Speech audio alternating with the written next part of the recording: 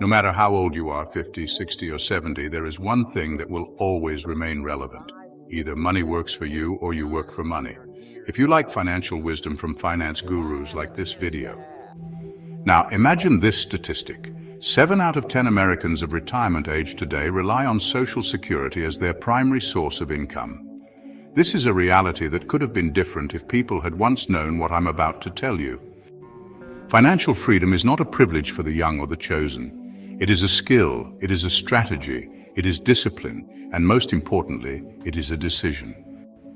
In this video, I will share with you 7 proven strategies that not only brought me peace in turbulent times, but also gave me real power over my life. Strategies that work regardless of how old you are or where you're starting from. And you know what? The best part comes at the end. Together, we'll develop a personal, practical financial plan for you for the week. Yes, with specific actions you can start taking today. But right now, I want you to think about a simple question. Do you control your money or does it control you? When I was young, I thought the most important thing in life was to find a good job, a stable one with health insurance and a pension plan. And you know, many of us live that way, 40 years at work, 40 hours a week, only to end up with 40% of what was never enough to begin with, all in the hope of a peaceful retirement. But here's the truth that was revealed to me when I was 25. It doesn't matter how much you earn. What matters is what you do with it. I remember my first meeting with Earl Shoaff, my mentor. He looked at my financial situation and asked, "Jim, have you ever saved even 10 cents from every dollar?" I answered, "No, Earl, I haven't." And he just smiled and said, "That's where we'll start." That was the first principle. Learn to manage even a little if you want to have more. I was 25 and I was broke, completely in debt with no prospects, no plan. But from the moment I started learning financial literacy, not from newspapers but from philosophy, everything began to change. Not immediately, but over time, because wealth doesn't appear by accident. Wealth is the result of the right habits and the right mindset. See the paradox? People believe financial well-being is about income. If only I earn more, they say, but no. True financial well-being is a matter of decisions, a matter of discipline, a matter of long-term thinking. You can have a "Jim, I'm already 60, it's too late to start." And I answered, "When is the best time to plant a tree?" 20 years ago. And the next best time? Today. Because today is a new start. It's a chance. It's a moment of truth. And if you take responsibility for your money today, you can change not only your financial future, but your inner state from fear to confidence, from lack to abundance, from uncertainty to wisdom. The 7 strategies we'll explore next, they're not just tips from books. They're what I've lived, what I've seen in the lives of thousands of people. And each one starts with a simple yet profound question. Are you the master of your finances or a guest in your own bank account? Remember, money is a servant, but a very dangerous master. Learn to manage it, and it will serve you for life. Otherwise, you'll serve it day by day, paycheck by paycheck. And that's not the life for you. Right now, this is the moment to take out a notebook, because we're not just going to talk about financial freedom. We're going to create an action strategy for you at the end of this video, not theory, a plan. And I want you to be ready. Let's start with the first true. Financial management is a matter of self-discipline, not math. And when you start keeping 70% for yourself and dividing the rest between education, investments, and charity, not only does order come into your life, but self-respect does too. You no longer spend every dollar as if it's your last. You begin to think like a builder, not a consumer. You lay a foundation, 70% for living, 10% for investing in yourself, books, courses, knowledge, 10% for capital that works for you, and another 10% for charity. Because once you learn to give, you open a channel to receive. This is not just a financial strategy, it's a life philosophy. The second strategy: save and grow. Don't just stash money under a mattress, grow it. Money needs to work. If it's not working, it's not money, it's just paper. And I've always said, it doesn't matter how much you save. What matters is how disciplined you are about it. Because discipline is the bridge between goals and results. I remember once I was late on a bill payment. It wasn't a big bill, but it hit me so hard that I told myself, enough. From now on, I manage money, not the other way around. And I started saving not when something was left over, but as soon as I received income. Automatically, systematically. Because you know what's best about automatic saving? It's non-negotiable. You just do it, like brushing your teeth. No discussion. And the third strategy, study money like your life depends on it, because it does. In school, they didn't teach us what compound interest is. They didn't teach us that a credit card is not money. They didn't teach us that the greatest enemy of financial freedom is not lack of money, it's lack of knowledge. But you can learn at any age. Today, it doesn't matter if you're 50, 60, or 80. What matters is whether you're willing to learn. I started reading everything I could find about money, about investing, about taxes, about insurance, about how wealthy people think. Not to become a financial expert, but to stop being a financial victim. And I recommend the same to you. One new lesson per week, one financial term, one principle. These are simple things, but they change everything. As my mentor used to say, one of the worst conditions is not poverty. It's financial helplessness. That's where the power lies. You can take responsibility for your financial state right now. You can learn. You can change. And when you change, everything around you changes. Your decisions become sharper, your spending wiser, your opportunities greater. Why? Because you no longer react, you lead. Ask yourself this: if every dollar were a worker, would you hire it, or would you let it slack off, get wasted on trivialities, impulsive buys, mindless entertainment? Or would you give it a task, a purpose, a plan? You see, money is like an army. It's either disciplined or it rebels. And you are the commander-in-chief. So the first 3 steps are simple but defining. Live on less than you earn, save and grow, and learn something new about finance every week. That's the path. That's the beginning of freedom. And one more thing, start today, not on Monday, not after the next pension recalculation. Today. Grab a pen and write this down. What is your monthly income? How much is 70%? How much is 10%? And then take action, because without action there is no result. As I love to say, it's better to start small than not to start at all. The fourth strategy, and this one is a game changer, is to plan your money before it leaves you. I remember the moment I finally learned how to create a monthly financial plan. And it wasn't some complicated 10-page budget. It was a simple list: income, expenses, remainder, and most importantly, a purpose. Where will every dollar go? Because if you don't tell it where to go, it'll find its own way to disappear. Financial freedom doesn't begin with a big inheritance or a lottery win. It begins with a notebook, a pen, and a habit. Before a new month began, I would sit down and write, here's what's coming in, here's where it's going, and here's what I'm investing. It was my way of telling money, I'm in charge. Now you may ask, what if the income is unstable? The answer is simple. Plan even for the unstable. Because, as I always said, a bad plan is better than no plan. An unstable income isn't an excuse. It's a call for even greater responsibility. Make a minimal projection. Determine a survival baseline and work with it. And when more comes in, don't spend it right away. Make the surplus work for you. Everything that goes unplanned sinks into emotions. Think about it.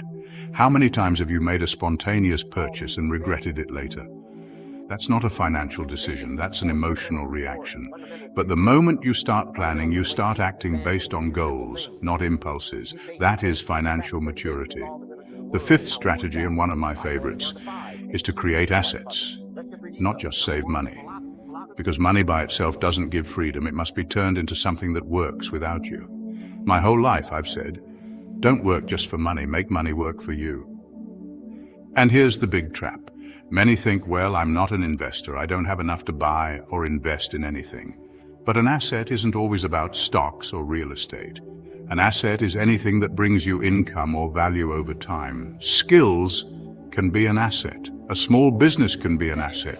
Even a well-written book that's read for years can be an asset.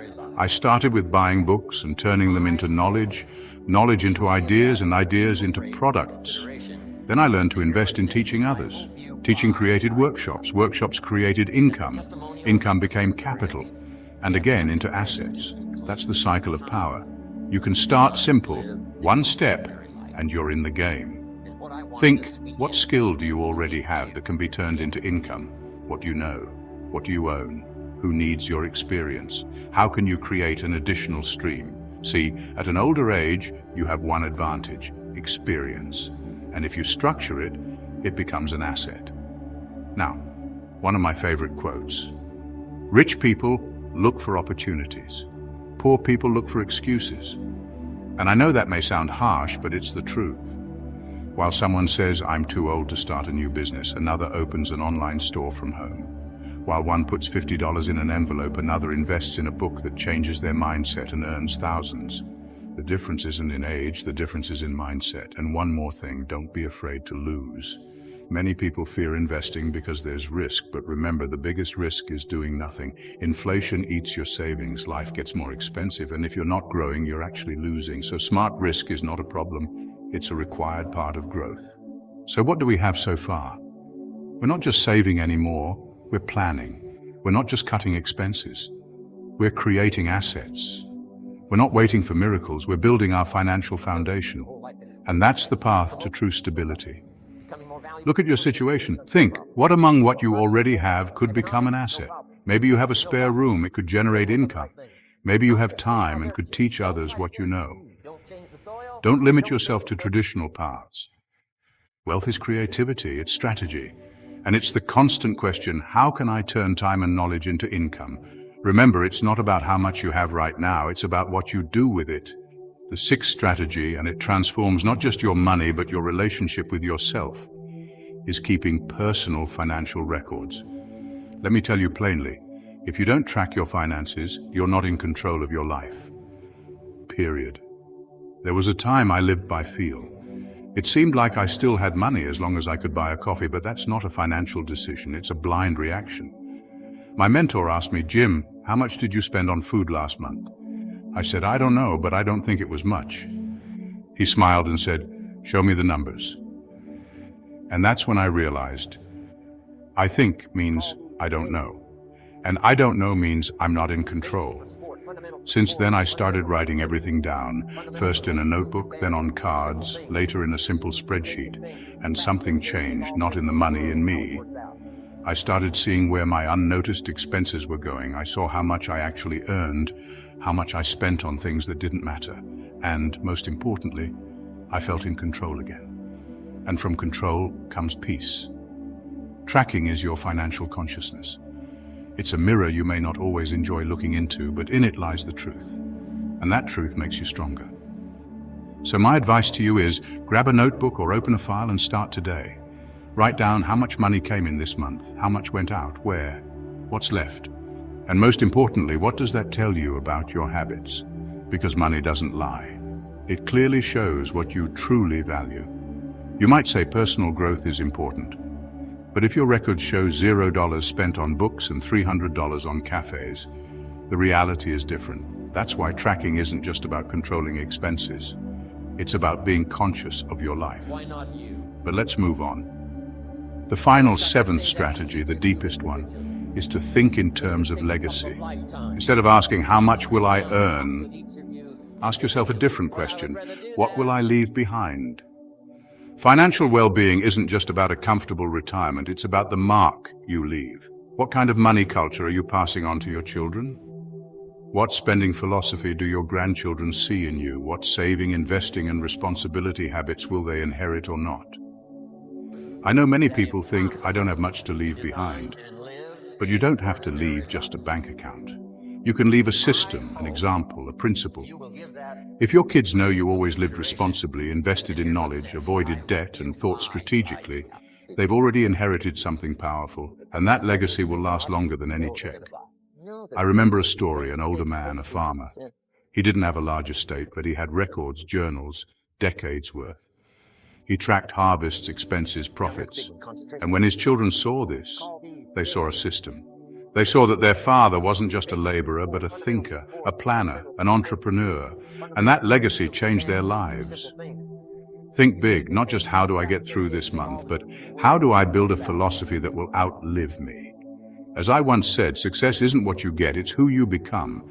And when you become a financially responsible person, you become an example. And that's worth more than any amount of money. True wealth isn't just in the bank, it's in the heart, in discipline, in wisdom, in the ability to say, I didn't just spend, I created, I didn't just consume, I built, I didn't just live, I left a path for others to follow. And you know the best part? It doesn't take millions, it takes decisions, small, daily, consistent ones, to calculate, to save, to preserve, to give, to teach. That's the formula. So, Let's draw the line. We've walked through 7 strategies, from expense control to planning, from investing in yourself to building assets, from habits to legacy. And now I want you to take one more step. Apply them. Because knowledge without action is just intellect, but knowledge with action is power. And now it's time for action. You know what separates those who just listen from those who change their lives? Reflection and decision, because you can watch hundreds of videos, read dozens of books, and still stay in the same place. Or you can pause, look in the mirror, and honestly ask, where am I right now? And what am I ready to change? I invite you to do exactly that right now. Find a quiet moment, grab a notebook, a sheet of paper, or your phone, and allow yourself an honest conversation with yourself. We'll go through a short assessment. 10 areas of your financial life, each with a simple question. Your task: rate yourself from 1 to 10. Remember, 1 means I completely fail at this, and 10 means I do this consistently and confidently. This isn't a score from someone else, it's not criticism, it's your financial mirror, and it will help you see where your strength lies and where you need a plan. Write down your ratings just in a row: 7, 5, 2, 4, 8. Don't try to be perfect, be honest. Because honesty is the first step to change. Here we go. How confidently do you manage your monthly expenses? How regularly do you automatically set aside part of your income without overthinking it? How often do you invest in your financial literacy? How clearly do you understand where your money goes each week? How detailed is your income and expense plan for the month? Do you have at least one asset that brings income independently of your job? Do you have an emergency fund, at least enough for 3 months of living? How free are you from debt and credit obligations? How often do you talk openly and calmly about money with your family? How confident are you that you are passing on a financial culture to the next generation? Now look at your list. Which area has the lowest score? That's your weak point, but also your greatest opportunity, because by changing that, you change the whole system. Like a mechanism, if one gear doesn't work, everything stops. But if you fix it, the whole thing starts to move. So here's your assignment for the week. Focus on that one area and make a simple action plan. For example, if it's tracking expenses, write down every purchase each evening. If it's investing in yourself, pick one book and read for 20 minutes daily. If it's saving, set up an automatic transfer of 10% from every income. If it's talking with family, schedule an open financial conversation. Don't wait for the perfect moment, create it. I recommend writing down 3 actions you'll take daily or several times a week, small but specific. It can be something as simple as checking your account balance or saving $5 before bed. The secret is consistency, because small disciplines create big changes. After a week, return to the same scale. Check, has the score changed? How do you feel? What became easier? Where did confidence appear? Because with each such exercise, you become stronger, closer to financial freedom, closer to your true self. And here's what I'll tell you. In the end, in this process, there is no failure. There's only movement or pause. If you're moving, you've already won. And so we've reached the end of our journey together. 7 strategies that lead to financial well-being. 7 directions you can choose and turn into your new reality, because in the end, success is not an event, it's not a number, it's not an accident, it's a lifestyle, it's habits, it's a philosophy. And when you begin to think strategically, act with discipline, and live with a sense of responsibility, you're not just managing money, you're building a life. I've always said, you can't change the past, but you can change the path you walk from here on out. And you can do that from any point at any age with any beginning. All it takes is a decision. Now I want to ask you for one simple thing. If this video was helpful to you, if even one idea made you pause, reflect, and feel empowered, share it. Click like. It might seem like a small thing, but it means we're heading in the right direction. If you haven't subscribed to this channel yet, do it. Not because it's just content, but because here you'll find support, ideas, a mindset system that helps not only to live, but to grow. I want to hear from you. Leave a comment sharing which of the 7 strategies was the most important for you and what you will start with this week. Your words might be the spark someone else needs. Because as you now know, knowledge blossoms through action and through dialogue. Friends, the world is changing, the economy is changing, but some things remain constant. Discipline, wisdom, responsibility. And if you have these qualities, you have the power to create any financial future you desire. I believe that, and I believe in you. Remember, you are the architect, your thoughts the blueprint. your actions, the tools, your life, the project. And every day is a chance to lay down another solid brick. So be bold, be consistent, be someone who doesn't just survive in the world of money, but leads it with dignity, intelligence, and inspiration. Subscribe to Kelvin Jasi channel for more financial wisdom. And I'll see you in the next video. We have more work ahead and even more victories to come.